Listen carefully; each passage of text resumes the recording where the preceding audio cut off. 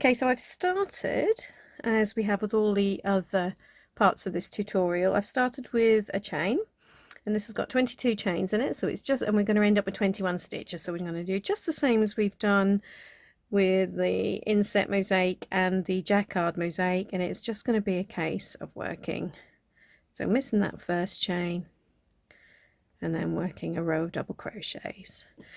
And I always work into this little back bump of the chain, but it's up to you. If you prefer, you can just work into the front of the chain as you probably normally would, or indeed do a row of foundation double crochets. It's entirely up to you, but we're going to need basically 21 stitches.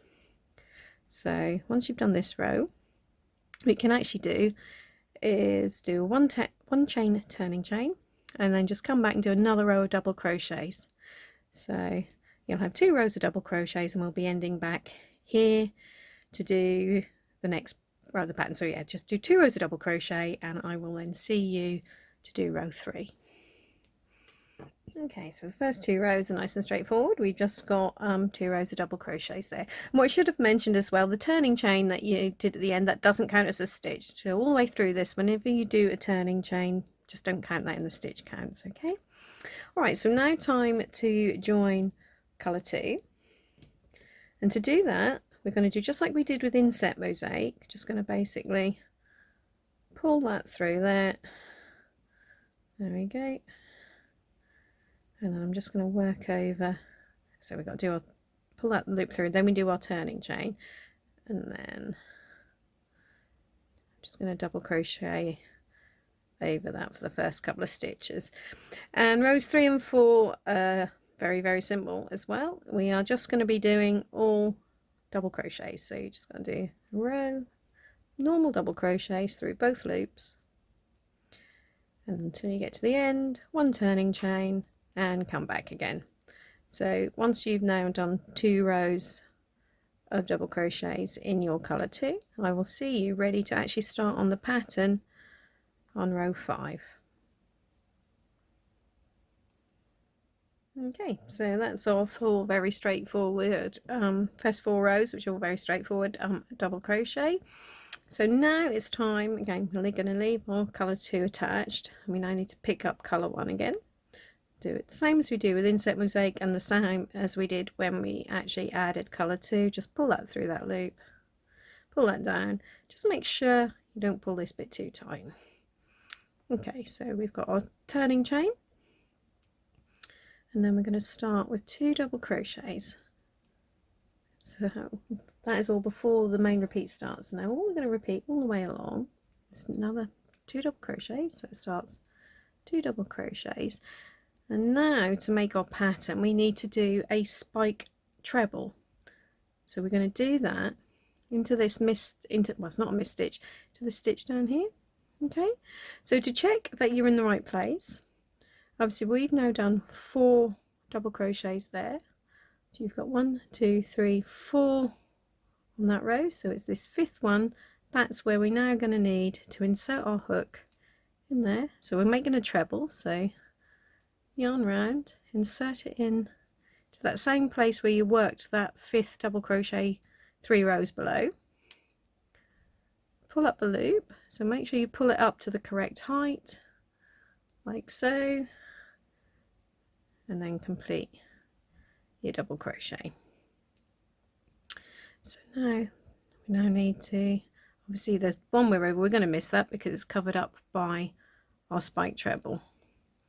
So now all we need to do is end our repeat with 3 more double crochets.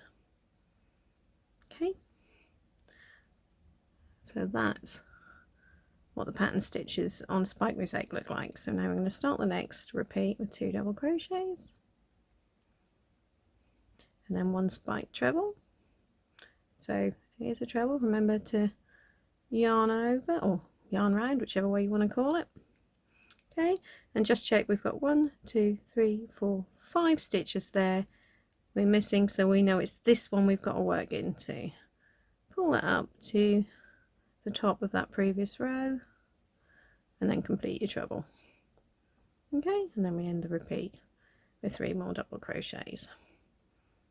So just got one more left on this tutorial sample, so we'll just go through that together. So we've got 2 double crochets and then 1 spike treble. So yarn round, insert in there, pull it up like so, complete your treble. Alright, and then the repeat ends with 3 double crochets, and we should have 1 stitch left, which I can see we have. So we're just gonna, that last stitch, like the first one's always going to be a double crochet. So there we go. That is our first pattern row for Spike Mosaic. Okay, so our return row is going to be exactly the same for every row. Same as what we did basically on rows 2 and 4. So that is just a case of a turning chain, which obviously doesn't count as a stitch, and then just a row of double crochets all the way back. Okay, so what you should be, this is now at the end of row 6, and you should be able to see if I now flip it over, so this is the wrong side. Yeah, me flip it over to do the right side, it looks very, very similar. So that is the good thing about Spike Mosaic, is that the back and the front will look the same. What I'm now going to show you is, though, you won't get quite the same coverage, so it depends on which pattern you're doing, whether this is going to work for the design or not. So anyway, for row 7, we now need to pick up our colour 2. And again, make sure you don't pull this too tight. We are going to pull that loop down though. There we go. 1 chain, turning chain. So for row 7, before the main repeat starts, we start with 1 double crochet, and then we go straight to a spike treble. Okay, so that, again, missed the first one, we're going to do our spike into there. Okay, so pull it up to the top there, complete your treble. Alright, then we have got, now the repeat is 5 double crochets, 2, 3, 4, 5, and then 1 spike treble. So that is sitting, that spike is basically going to sit between, right in the middle of where the 2 spikes were that we did on row 5. Okay, so now I've got, oops, so make sure you're in the right place, that you've only missed the 1 stitch. So there's the one that we're missing. Now I've got 5 double crochets, 2, 3, 4, 5, and then we're going to pop our spike treble down there. Okay. 1, 2, 3, 4, 5, and then our repeat ends with another spike treble in there. And as I said before, every row is going to end with a double crochet in that last stitch. So there you are. So that's row 7 done. So you can now just do your turning chain and go back and do a row of double crochets, and I will see you for row 9. Okay, so I've now just got started on row 9 with the 2 double crochets that come before the main repeat starts. So I just pulled that up as usual there, done my first 2 double crochets. Okay, so now we're going to start with 2 spike trebles. So 1, 2, okay, then 1 double crochet, and that is what we're going to repeat all the way along. Okay, 1, 2 spike trebles, 1 double crochet. Okay, 1, 2 spike trebles, okay, 1 double crochet. So you can probably see there what I was saying about how it doesn't cover the background stitches as well as Inset Mosaic or Overlay Mosaic would do.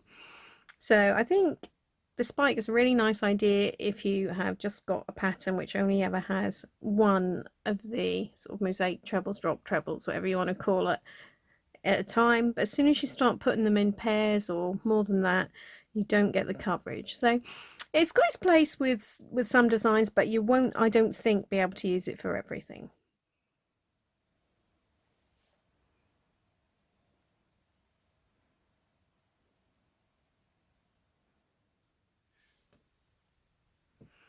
Okay, so this is now row 10 done. So we're just now going to pick up colour 2 again. And this time, so it's exactly the same as row 7. So we're going to start with 1 double crochet and then spike treble down there.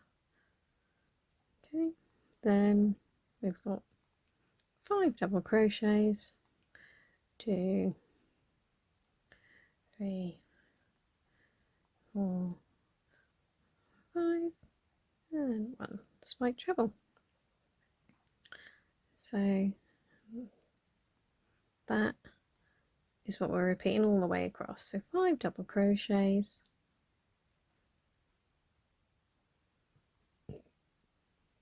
1 spike treble.